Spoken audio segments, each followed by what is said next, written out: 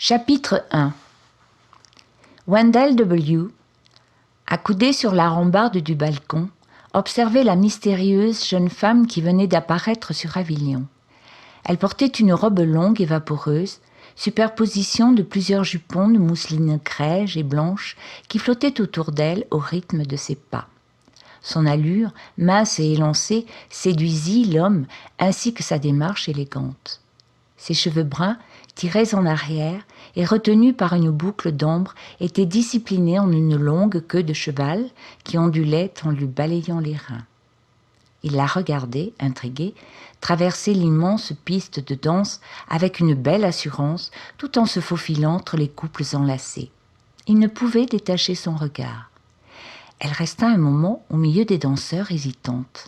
Le sol, en miroir, dédoublait sa fine silhouette qui se reflétait sous le scintillement des lustres de cristal. Avilion se prêtait à ce genre d'apparition, car c'était là le seul endroit où l'on pouvait espérer trouver un peu de rêve et de fantaisie. Un autre temps, une autre époque, dont les arrière-grands-parents se souvenaient encore, la voix émue, la larme à l'œil.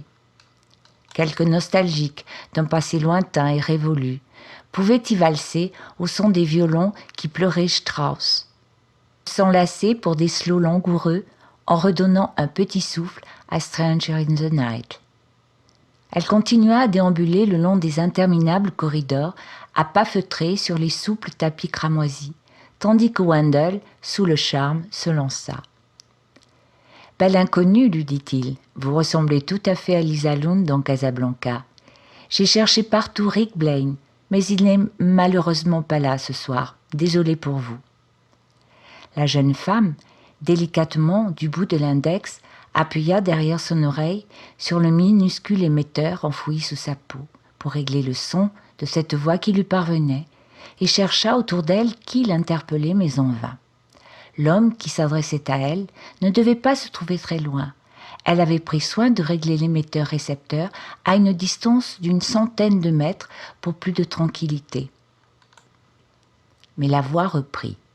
« Sans vouloir vous décevoir, je dois vous dire qu'il y a quelque temps qu'il n'a pas réapparu. Je ne sais pas où il se trouve, mais je suis sûre qu'il reviendra. Il ne peut vous avoir oublié. » Peu d'espoir, répondit la charmante Hélène, se prenant au jeu. On oublie si facilement une poussière d'étoiles. Pourquoi dites-vous cela ?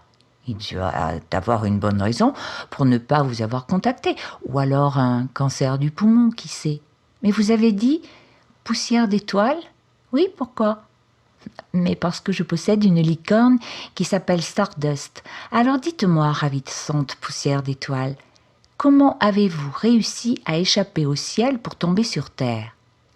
Je sais que le voyage d'une comète peut être long, mais je suis heureux que vous nous ayez enfin rejoints pour que l'on puisse admirer votre beauté.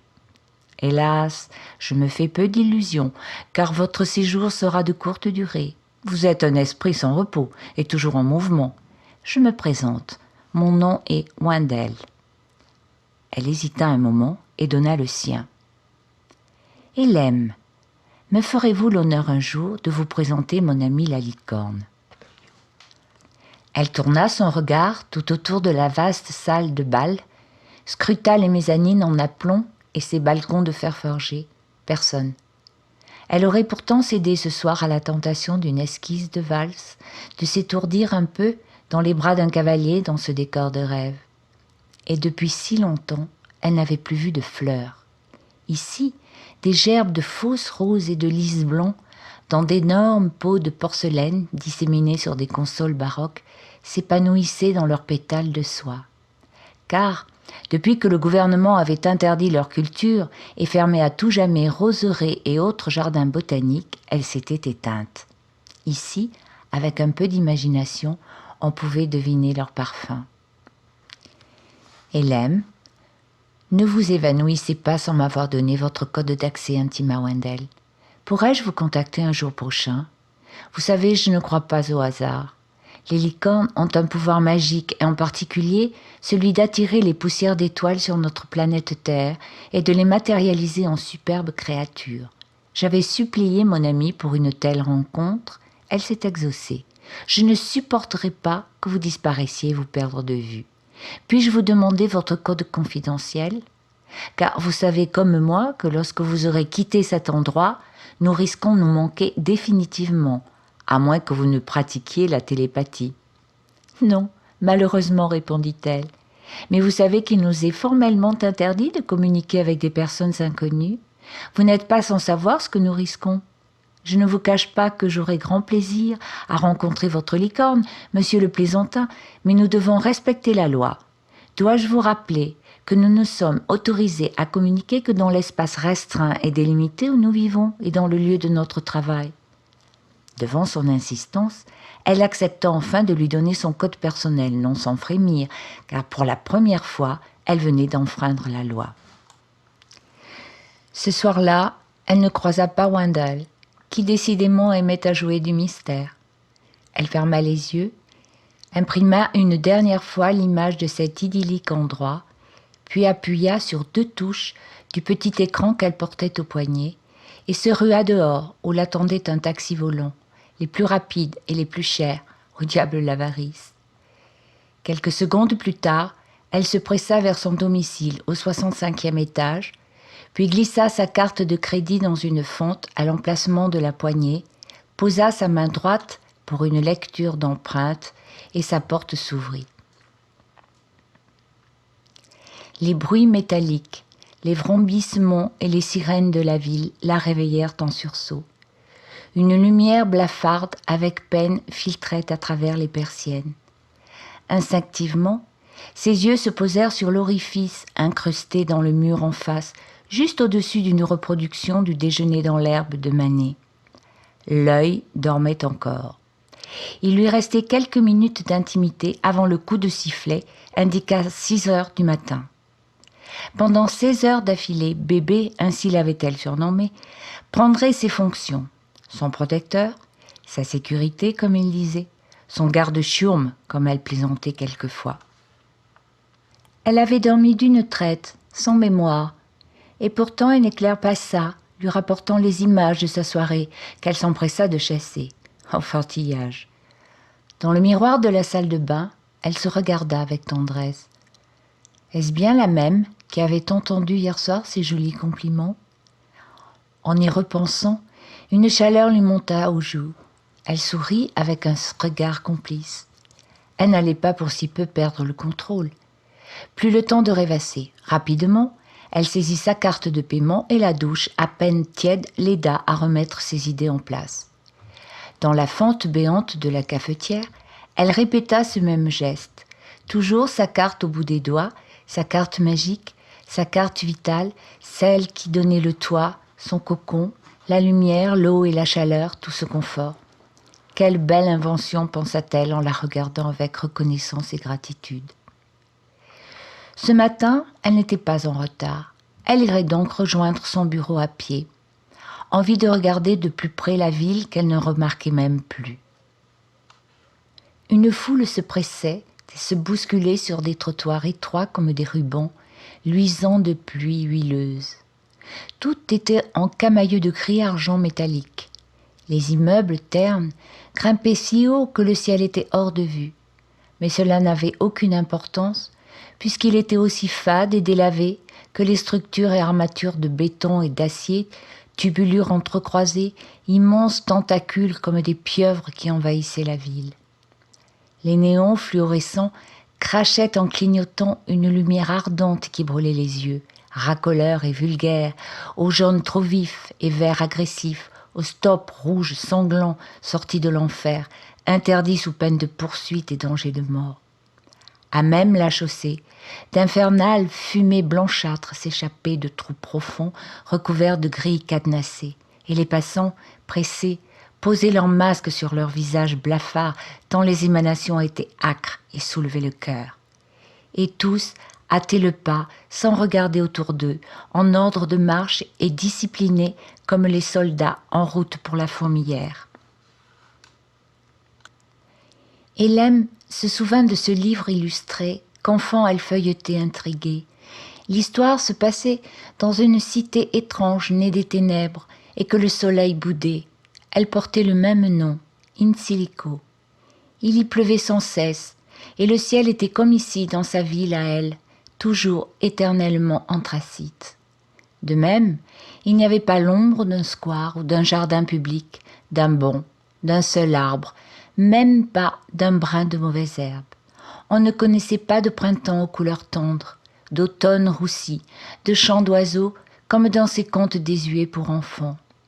Les rires des bambins, eux aussi, se taisaient. On ne les voyait jamais, cantonnés probablement dans des aires aménagées spécialement pour eux, plantés d'arbres en plastique, de fleurs en silicone, d'un soleil de néon, de fleurs de crépon et d'animaux en peluche.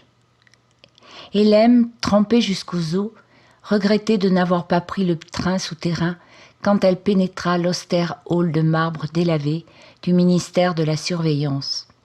Elle s'empressa de présenter la puce électronique implantée à son poignet droit au comptoir de contrôle, puis pressa le pas dans la section B du 4e sous-sol.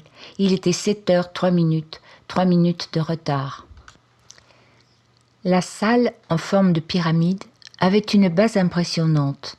Là était concentré tout ce qui touchait aux écoutes. Le matériel était hautement sophistiqué et performant, installation de la dernière génération. Chaque partie de cette pyramide, construite de verre, était subdivisée en paliers tous les 5 mètres qui délimitaient la hiérarchie. Plus on montait, plus on prenait grade et responsabilités et émoluments en conséquence. La structure de verre, tout en transparence, permettait de surveiller d'en haut les besogneux en contrebas, et ce, jusqu'au sommet de cette pyramide où trônait le grand chef qui pouvait avoir un œil sur tous les étages en dessous en prenant ainsi conscience sans cesse de son pouvoir et de son autorité. Tout ceci ressemblait à une grande fourmilière et une clinique, car l'uniforme pour tous était blanc immaculé, sans aucun signe distinctif, excepté le grand chef tout là-haut, toujours vêtu d'un costume noir de la meilleure facture. On pouvait l'apercevoir de la base en levant la tête, assis derrière son bureau de verre comme un point noir. Hélène avait rejoint son alvéole en silence, la tête baissée. Chacun ou chacune sur cette base inférieure avait mission de balayer les mouvements et épier les comportements de chaque citoyen sur tous les quartiers de la ville tentaculaire. Une dizaine de personnes par secteur pour une quarantaine de districts. Pas une âme n'était épargnée. Tout y était scrupuleusement analysé. Le quotidien, les horaires de rentrée, de sortie, les fréquentations, les emplois du temps, les loisirs, si on pouvait nommer loisirs, les petits moments de repos bien mérités après de rudes journées de labeur. Les conversations au travail, en famille, entre amis, dans les rues ou domiciles. Les achats, la nourriture, tout était scrupuleusement enregistré dans des bases de données permettant non seulement de maintenir l'ordre, mais aussi d'éviter toute résistance ou insurrection, mais aussi d'orienter les productions alimentaires, textiles, pharmaceutiques en fonction de la demande, suivant les matraquages publicitaires et aussi la désinformation concernant particulièrement des virus mortels fantoches afin d'en tirer d'énormes bénéfices pour les groupes et industries et autres consortiums. Ces derniers étaient naturellement liés comme cils et paupières aux gouvernants, qui à la fin de chaque exercice touchaient de grassouillets émoluments. C'était de notoriété publique, mais entrait dans les mœurs, et personne n'y trouvait rien à redire, car la crainte des représailles annihilait tout esprit rebelle. Le mot d'ordre était simple, rentabilité. Et bien que les citoyens n'aient aucune chance d'accéder un jour à la propriété, l'État leur assurait l'éducation de leurs enfants, retirés du foyer à l'âge de 3 ans, et tout ce qui concernait obsèques et crémation de la famille.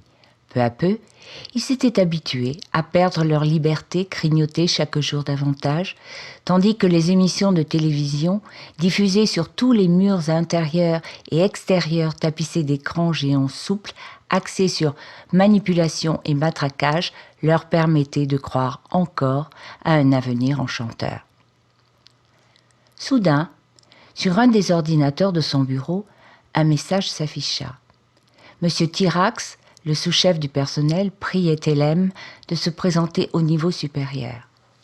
Elle se mit à trembler et ses genoux se dérobèrent quand elle se dirigea vers l'élévateur. Le cœur battant, Elle s'approcha du comptoir du petit homme rétréci qui l'attendait le visage fermé, avec ses yeux de fouine inquisiteur derrière de petites lunettes perchées sur le bout de son nez. « Comment avez-vous employé votre temps hier soir, numéro 32 457 ?» demanda-t-il d'un ton neutre et doucereux. Hélène racla sa gorge, prit sa respiration avant de répondre d'une voix neutre. « Je suis sortie pour me détendre et me distraire un peu, monsieur. » Vous connaissez pourtant les règles ici. Aucune sortie hors de votre périmètre n'est autorisée pendant les jours ouvrables. Vous ne nous aviez pas habitués à ce genre d'écart. À qui avez-vous parlé sur Avilion ? Hélène sentit des gouttes de sueur glisser sur son échine, et sa voix sonna faux quand elle affirma « Mais à personne, monsieur Tirax, personne. »« Je vais devoir vous rafraîchir la mémoire, mademoiselle, » reprit l'homme avec fermeté. Hélène manqua de défaillir, et le chef enchaîna. « Votre contrat stipule que vous n'avez qu'1 jour par semaine de libre. D'autre part, vous savez que pour des raisons de sécurité, dans le cadre de votre travail, vous ne devez communiquer à personne, hormis dans l'espace du ministère et dans un périmètre restreint autour de votre domicile.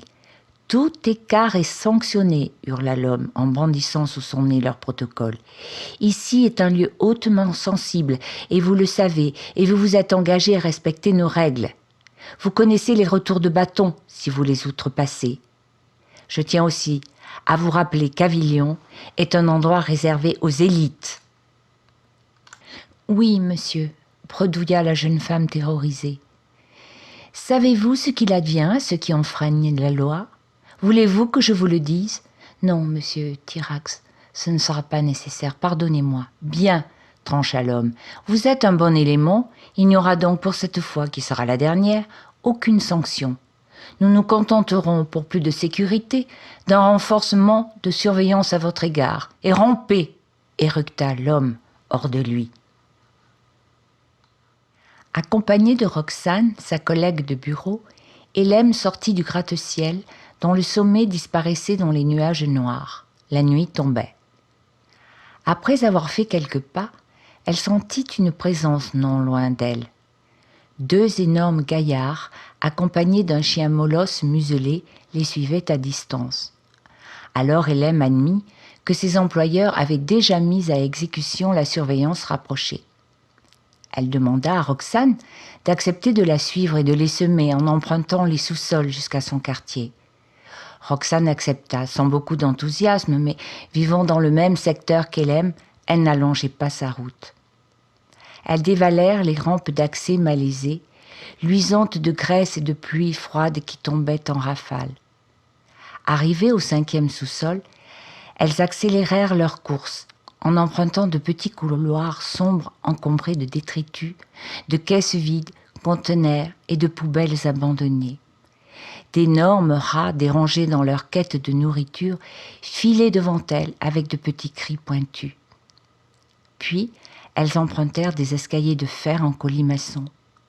De faibles néons peignaient sur les murs de béton et laissaient juste entrevoir des graffitis colorés, souvent violents, la seule expression artistique possible de révolte contenue, de désespoir aussi.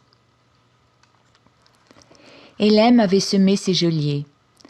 Parvenue au quartier chinois, au 8e sous-sol, la lumière d'un restaurant aux couleurs criardes les surprit.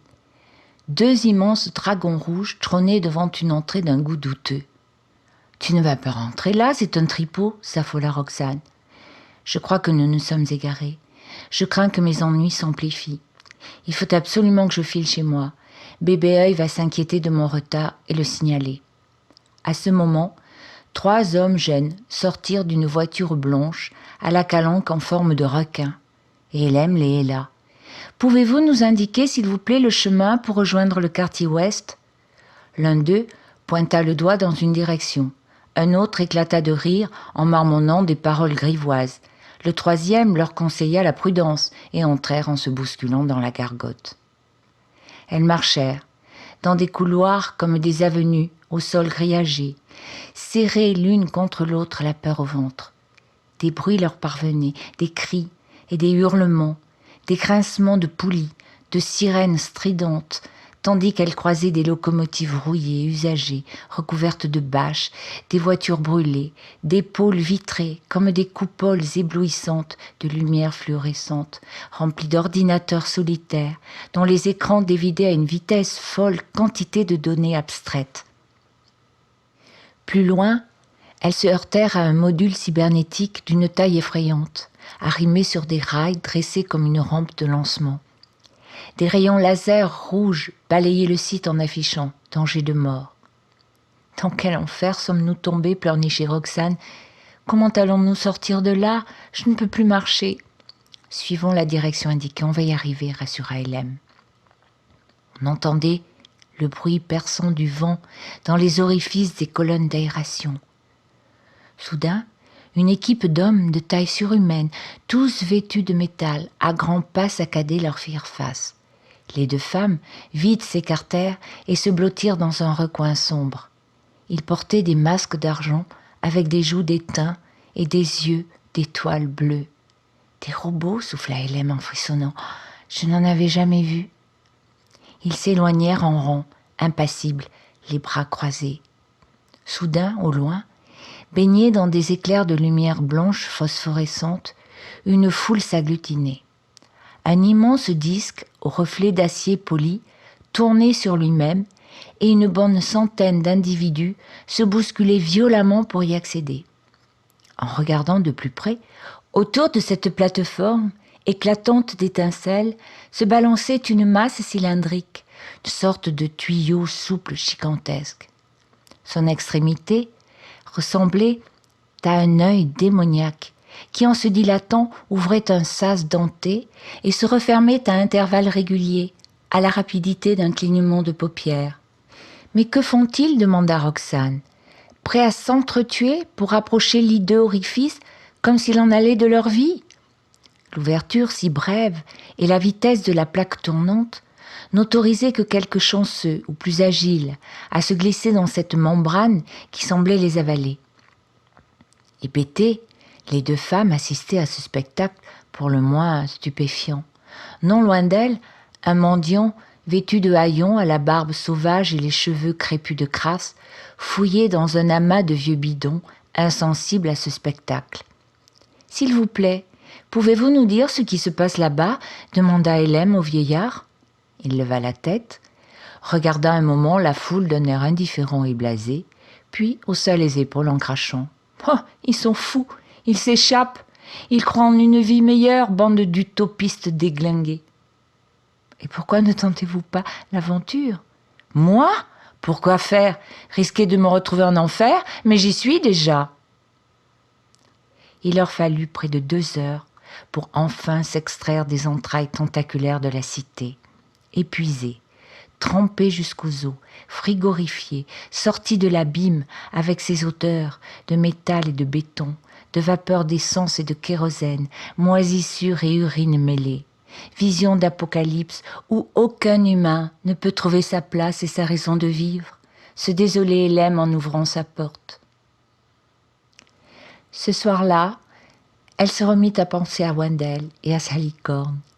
La salle de bal d'Avilion devenait un rêve auquel elle n'avait plus accès et la privait définitivement d'un ultime contact avec lui.